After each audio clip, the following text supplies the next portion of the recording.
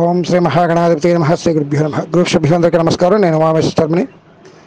ఈరోజు ముహూర్త గణపతి గ్రంథం నుంచి 26వ శ్లోకం నుంచి సప్తమికి వచ్చాం. నిన్నటి వరకు మనం షష్ఠి వరకు ఏమిటి చేసుకోవాలో ఆ వివరాలు తెలుసుకున్నాం. ఇవాళ సప్తమి తిథి రోజు ఏంటేంటి చేయొచ్చు అన్న దగ్గర నుంచి పాఠం ప్రారంభమవుతున్నది. గజకుత్యం వివాహాది సంగీతం వస్త్రభూషణం యాత్రా ప్రవేశ సంగ్రామ సిద్ధ్య యస్సప్తమి తిథౌ. గజకృత్యం అంటే ఏనుగులకు సంబంధించేటటువంటి కార్యక్రమాలు. అంటే ఏనుగులు కొనడం లేదా అమ్మడం లేదా ఏనుగుకి వస్త్రాభరణాలు నూతనంగా ధరింపచేయడం, ఇలాంటివన్నిటినీ ఈ కార్యక్రమాలతో పాటు వివాహాది సమస్తమైనటువంటి కర్మలు. వివాహాది ఆది అనేటటువంటి శబ్దం అన్నీ అనేటటువంటి అర్థాన్ని ఇస్తుంది. వివాహాది శుభకార్యాలు అంటే సమస్త శుభకార్యాలు అంటే గర్భాధానం, పుంసవనం, సీమంతం, అన్నప్రాసనం, చెవులం, ఉపనయనం, వివాహం, గృహప్రవేశం, ఇలాంటి కార్యక్రమాలన్నీ కూడా ఈ సప్తమి రోజు చేయవచ్చు. సంగీతం, అలాగే సంగీతం నేర్చుకోవడం, నృత్యం చేయడం, సంగీత ఆలాపన, ఇలాంటివన్నీ కూడా ఈ కార్యక్రమాలు కూడా మనం ఈ సప్తమి రోజు చేయొచ్చు.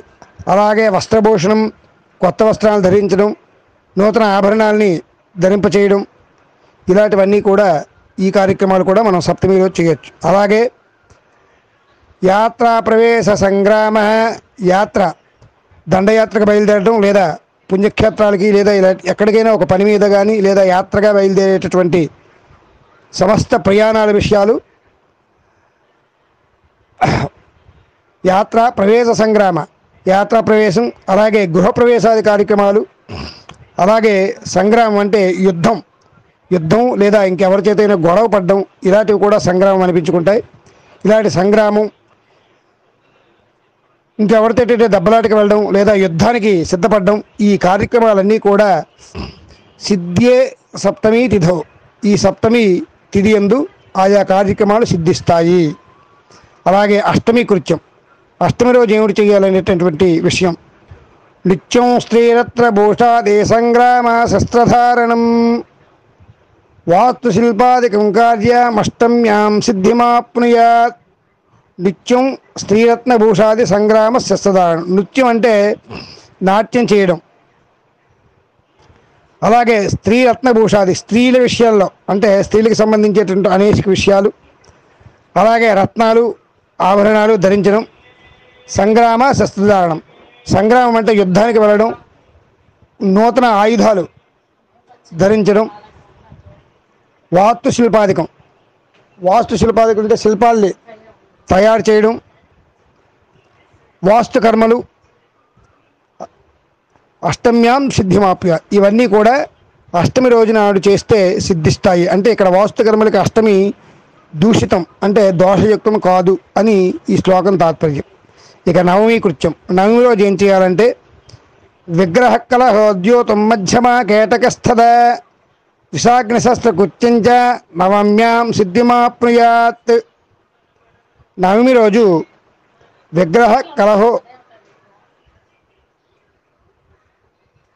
విగ్రహాలని స్థాపించడం లేదా విగ్రహాలను కొనడం, విగ్రహ ప్రాణప్రతిష్ఠ, విగ్రహాలకు సంబంధించేటటువంటి అన్ని విషయాలు. కలహాలు, ఎవరి చేతైనా కొత్తగా కలహాలు, ఒక మనసులో ఒక విషయం వీడిని అడిగేద్దామని చెప్పి అడిగితే కలహం వస్తుందేమని ఆలోచించి చాలామంది ఊరుకుంటారు మంచి రోజు కోసం, లేదంటే సమయం వచ్చినప్పుడు అడుగుతామని. అలాంటి కలహాలు తెచ్చుకోవడానికి కానీ. అలాగే ద్యూతం అంటే జోదం. మద్యం అంటే తాగడం, అంటే సురాపానం చేయడానికి. కేటకస్థద అంటే కేటకం అంటే వేటాడడం, ఏదైనా జంతువుల్ని వేటాడడానికి కానీ. అలాగే విషాగ్ని శస్త్రకృత్యంచ, విషప్రయోగాలు, ఎవరికైనా విషం పెట్టడం లేదా మనకి శస్త్రచికిత్స అంటే ఆయుర్వేద చికిత్సల్లో విష ప్రయోగం వల్ల పూర్వం ఉండేవి, ఇప్పుడు లేవు. అలాంటి విషయాల్ని ప్రయోగించడం, అగ్ని కార్యాలు సమస్తమైనటువంటి అగ్ని అంటే కొత్తగా పొయ్యిలు వాడడం లేదా ఒక ఫ్యాక్టరీలో అగ్ని వేసేటటువంటి కార్యక్రమాలు, అలాగే శస్త్రకృత్యం అస్త్రాలు తయారు చేయడం లేదా అస్త్రాలను ధరించడం, వీటికి నవమి తిథి పనికొస్తుంది. ఇక దశమి వివాహాదిషు బంకాత్యం భూషయాత్రా ప్రవేశనం గజాస్వరూపకార్యాన్ని సిద్ధ్యంతి దశమీ దినే. వివాహాది శుభంకార్యం, వివాహాది ఆది అనేటటువంటి మనకి పదం వస్తే మొదలగునవి వివాహాది శుభంకార్యం. వివాహము మొదలైనటువంటి శుభకార్యక్రమాలు అంటే మనకి ఎన్ని శుభకార్యక్రమాలు ఉన్నాయో వాటన్నిటికీ కూడా మనం వివాహం, గృహప్రవేశం, అక్షర స్వీకారం, జాతకర్మ, నామకరణ, గర్భప్రాసన, అన్నప్రాసన, అంకురారోపణ, అలాగే పూంసువనం, సీమంతం ఇలాంటి అన్ని కార్యక్రమాలు, శుభ కార్యక్రమాలు, మంగళ కార్యక్రమాలు అన్నీ చేసుకోవడం, వాటితో పాటు భూషయాత్రా ప్రవేశనం భూషణాలు ధరించడం,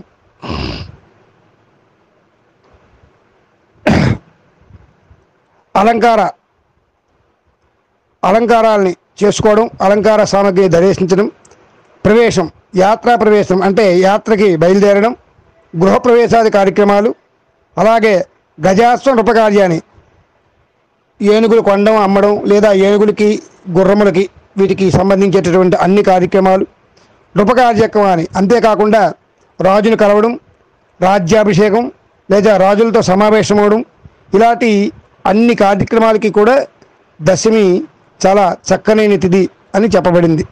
అలాగే ఏకాదశి రోజు ఏం చేయాలంటే వ్రతబందే వివాహాది రణశిల్పసురోత్సవ గమాగమౌ విభూషాది ఏకాదశ్యాం ప్రశస్యతే.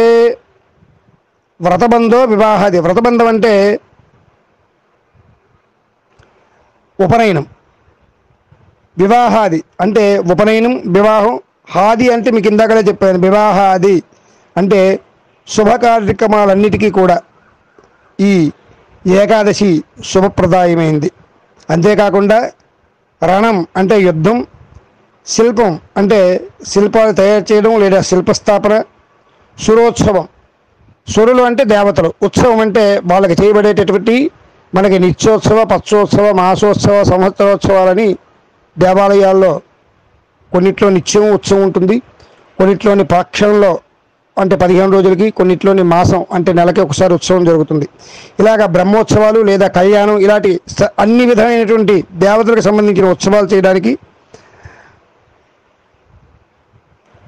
గమాగము ఎక్కడైనా ప్రయాణంకి బయలుదేరడం, తిరిగి రావడానికి అంటే యాత్ర విషయంలో యాత్రకు వెళ్ళడం అంటే ఒక ప్రయాణంకి వెళ్ళడం లేదా ప్రయాణించి తిరిగి రావడానికి వీటన్నిటికీ కూడా విభూషాది అంటే మళ్ళీ ఇక్కడ కూడా అలంకార సామగ్రి వాడడం వీటన్నిటికీ కూడా ఏకాదశి ఆ తిథి వచ్చేసి ఇవి సిద్ధిస్తాయి. ఇక ద్వాదశి తిథి చరస్థిరాని కార్యానే వివాహ వ్రతబంధనం ద్వాదశ్యాం తత్ర కుర్వీత తైలయాత్రాదికం త్యజేత్. ఈ ద్వాదశి రోజు కూడా సమస్తమైనటువంటి చరస్థిరాని కార్యాన్ని, చరకార్యాలు, స్థిర కార్యాలు అంటే స్థిర కార్యాలంటే వివాహం, ఉపనయనం ఇలాంటివి ఉంటాయి. చర కార్యక్రమాలంటే ప్రయాణం, యాత్ర ఇలాంటివన్నీ కూడా చర కార్యక్రమాలు. ఇటువంటి చర కార్యక్రమాలు, స్థిర కార్యక్రమాలు అన్నీ కూడా చేయొచ్చు. వాటితో పాటు వివాహ వ్రతబంధనం, వివాహాలు, ఉపనయనం ఇవన్నీ కూడా ద్వాదశి నాడు చేయొచ్చు. కానీ తైల యాత్రాధికం కిదేత్, తైలాభ్యంగనం అంటే ఒంటి నిండా నూనె రాసుకొని చేసేటటువంటి కార్యక్రమం, అలాగే యాత్రకు బయలుదేరి వెళ్ళేటటువంటి అంటే ప్రయాణాన్ని ఈ ద్వాదశి రోజు త్యజించాలి అంటే విడిచిపెట్టాలి. అయితే చరస్థిరాని కార్యాలని ముందు చెప్పారు కదా గురువు గారు. యాత్రలంటే చర కార్యక్రమాలంటే వేరేగా ఉంటాయి, అంటే లేచి నడిచి చేసేటటువంటి కార్యక్రమాలు. ఇది గృహప్రవేశం ఉందంటే అది చర కార్యక్రమం, వివాహ ఉపనయనం ఉందంటే అక్కడే కూర్చొని చేసేటటువంటి కార్యక్రమం. ఇలాంటివి కొంచెం చర కార్యక్రమాలు, స్థిర కార్యక్రమాలు అంటే మనకి తర్వాత మనం తెలుసుకుందాం. ఇలాగా యాత్రాధికం, అభ్యంగన స్థానం అంటే తైలాభ్యంగనం. అభ్యంగనాలు 2 రకాలు, నలుగు పిండి రాసుకుంటే అభ్యంగనం అవుతుంది, నూనె రాసుకొని నలుగు పిండి రాసుకొని చేసే తైలాభ్యంగనం అవుతుంది. ఈ తైలం రాసుకోవడం, తైలం కొనడం, ఇలాంటి తైలంకి అంటే నూనెకి సంబంధించేటటువంటి సమస్త కార్యక్రమాలు కూడా ద్వాదశి రోజు మనం విడిచిపెట్టాలి.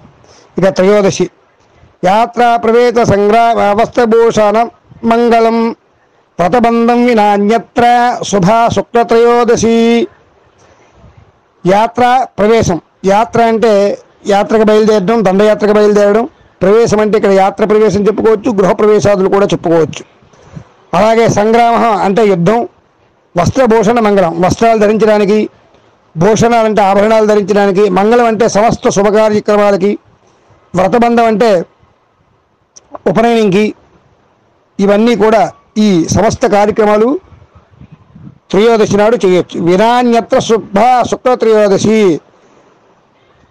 వినా అన్యత్ర అంటే ఇవన్నీ చేయొచ్చు, కానీ శుక్ల త్రయోదశిని విడిచిపెట్టి ఇంకోటి చేయకూడదు. అంటే బహుళ త్రయోదశి రోజు ఈ కార్యక్రమాలు ఏవి చేయొచ్చు కూడదు. శుక్ల త్రయోదశి నాడు అంటే శుద్ధ త్రయోదశి నాడు ఈ కార్యక్రమాలన్నీ చేయవచ్చు అని దీని భావం. అలాగే చతుర్దశి కృతి విషవందాగ్ని శస్త్రాగ్ని ప్రకుర్యాద్ దుష్టకర్మ చ చతుర్దశ్యాం శుభం కర్మ క్షౌరం యాత్రా వివర్జయేత్. చతుర్దశి రోజు వివాహము,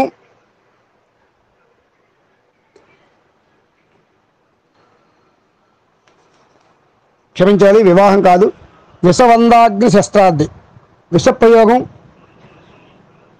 అంటే ముందు మనం చెప్పుకున్నట్టు మందుల్లో కానీ లేదా ఎవరికైనా విషం ఇవ్వాలంటే. అలాగే విషబంధ, ఇక్కడ విషవంద కాదు విషబంధ అని ఈ శ్లోకంలో కూడా కొంచెం తప్పు పడింది.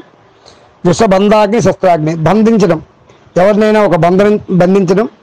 అలాగే అగ్నికి సంబంధించినటువంటి కార్యక్రమాలు, శస్త్రాలు ధరించడం లేదా శస్త్రాలు తయారించడానికి ఉండేటటువంటి కార్యక్రమాలు, ఇలాగా దూషయుక్తమైనటువంటి అగ్ని కార్యక్రమాలు అంటే వీటిని ఉగ్ర కార్యక్రమాలు అంటారు. ఇలాంటి బంధనం, అగ్ని, శస్త్రధారణ, ఇలాంటి కార్యక్రమాలు, విషప్రయోగం, ఇవన్నీ కూడా ఉగ్ర కార్యక్రమాలు. ఈ ఉగ్ర కార్యక్రమాలన్నీ కూడా చతుర్దశి రోజు చేయొచ్చు. కానీ క్షౌరం చేసుకోవడం, ప్రయాణం, ఈ రెండు కూడా ఖచ్చితంగా చతుర్దశి నాడు చేయకూడదు. ఇక పౌర్ణమి రోజు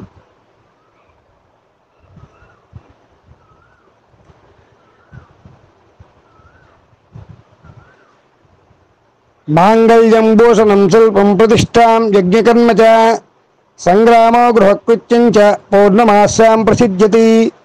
పౌర్ణమి రోజు సమస్త శుభకార్యాలు, మాంగళ్యం అని ఎక్కడైతే చెప్పిందో అక్కడ అన్ని శుభకార్యక్రమాలు, మంగళకరమైన కార్యక్రమాలు కూడా చేయొచ్చు. అంతేకాదు మాంగళ్యం భూషణం అలంకార ధారణ, శిల్ప కర్మ, శిల్పం అంటే శిల్పకర్మ, ప్రతిష్ట అన్ని దేవతల తాలూకా ప్రతిష్టలు, గృహప్రతిష్ట, అలాగే సమస్తమైన యజ్ఞాలు, యుద్ధానికి బయలుదేరడం,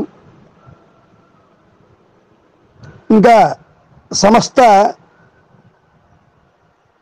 గృహకృత్యం అదే గృహప్రవేశం, గృహారంభం, గృహప్రవేశం, అలాగే ద్వారబంధాలతను, ఇలాంటి గృహానికి సంబంధించేటటువంటి అన్ని కర్మలు. ఇక్కడ గృహకర్మ అంటే గృహానికి సంబంధించేటటువంటి అన్ని కర్మలు చేయొచ్చు. కానీ ఈ కార్యక్రమాలన్నీ కూడా మనం పౌర్ణమి రోజు చేయవచ్చు. ఇక అమావాస్య రోజు ఏం చేయాలనేటటువంటి విషయం. అజ్ఞాదానం మహాదానం పితృయాగాదికం చేయదు ప్రాక్తం కర్మ ప్రకర్తవ్యం దర్శనాన్యా శుభక్రియా. ఇందులో చెప్పబడినవి కాకుండా అన్యక్ శుభక్రియ, ఇంకొకటే చెప్పబడినటువంటి కార్యక్రమాలు ఈ అమావాస్య రోజు చేయరాదు. శుభక్రియ, శుభ కార్యక్రమాలు చేయకూడదు. అయితే ఏమిటేమిటి చేయాలి అనేటటువంటివి చెప్తున్నారు. ఏంటంటే అగ్నాధ్యానం అంటే అగ్నిహోత్రం, నిత్యం ఇచ్చేటటువంటి అగ్నిహోత్రం, దానికి సంబంధించేటటువంటివి. మహాదానం ఏదైనా ఒక దానాలు చేసేటటువంటివి. పితృకర్మలు అంటే పితృదేవతలను ఉద్దేశించి ఇచ్చేటటువంటి తర్పణాలు మొదలగునవి. అలాగే యజ్ఞాధికములు. యజ్ఞాధికములు అంటే నూతనంగా యజ్ఞం ప్రారంభించడం కాదు, పంచయజ్ఞాలని మనకు ఉంటాయి. ఆ పంచయజ్ఞాలు, నిత్యయజ్ఞ కర్మలు చేసుకోవడం ఇవి ఈ యొక్క అమావాస్యలో చేయవచ్చు. తప్పితే తక్కిన శుభకార్యక్రమాలు ఏవి కూడా అమావాస్య యందు చేయకూడదు. నమస్కారం, మీ ఉమామహేశ్వర శర్మ. ఓం శ్రీ మహాగణాధిపతి నమః. శ్రీ గురుభ్యో నమః. గురుభ్యో నమస్కారం. నేను ఉమామహేశ్వర శర్మని. ఈరోజు ముహూర్త గణపతి గ్రంథం నుంచి 26వ శ్లోకం నుంచి సప్తమికి వచ్చాం. నిన్నటి వరకు మనం షష్ఠి వరకు ఏమిటి చేసుకోవాలో ఆ వివరాలు తెలుసుకున్నాం. ఇవాళ సప్తమి తిథి రోజు ఏంటి చేయొచ్చు అన్న దగ్గర నుంచి పాఠం ప్రారంభమవుతున్నది. గజకుత్యం వివాహాది సంగీతం వస్త్రభూషణం యాత్రా ప్రవేశ సంగ్రామ సిద్ధ్య యస్సప్తమి తిథౌ. గజకుత్యం అంటే ఏనుగులకు సంబంధించేటటువంటి కార్యక్రమాలు. అంటే ఏనుగులు కొనడం లేదా అమ్మడం, లేదా ఏనుగుకి వస్త్రాభరణాలు నూతనంగా ధరింపచేయడం, ఇలాంటివన్నిటినీ ఈ కార్యక్రమాలతో పాటు వివాహాది సమస్తమైనటువంటి కర్మలు. వివాహాది, ఆది అనేటటువంటి శబ్దం అన్ని అనేటటువంటి అర్థాన్ని ఇస్తుంది. వివాహాది శుభకార్యాలు అంటే సమస్త శుభకార్యాలు అంటే గర్భాధానం, పుంసవనం, శ్రీమంతం, అన్నప్రాసనం, చెవులం, ఉపనయనం, వివాహం, గృహప్రవేశం, ఇలాంటి కార్యక్రమాలన్నీ కూడా ఈ సప్తమి రోజు చేయవచ్చు. సంగీతం, అలాగే సంగీతం నేర్చుకోవడం, నృత్యం చేయడం, సంగీత ఆలాపన, ఇలాంటివన్నీ కూడా ఈ కార్యక్రమాలు కూడా మనం ఈ సప్తమి రోజు చేయొచ్చు. అలాగే వస్త్రభూషణం, కొత్త వస్త్రాలను ధరించడం, నూతన ఆభరణాలని ధరింపచేయడం, ఇలాంటివన్నీ కూడా ఈ కార్యక్రమాలు కూడా మనం సప్తమి రోజు చేయొచ్చు. అలాగే యాత్రా ప్రవేశ సంగ్రామ, యాత్ర దండయాత్రకు బయలుదేరడం, లేదా పుణ్యక్షేత్రాలకి, లేదా ఇలా ఎక్కడికైనా ఒక పని మీద కానీ, లేదా యాత్రగా బయలుదేరేటటువంటి సమస్త ప్రయాణాల విషయాలు, యాత్ర ప్రవేశ సంగ్రామ, యాత్రా ప్రవేశం, అలాగే గృహప్రవేశాది కార్యక్రమాలు, అలాగే సంగ్రామం అంటే యుద్ధం లేదా ఇంకెవరికైతే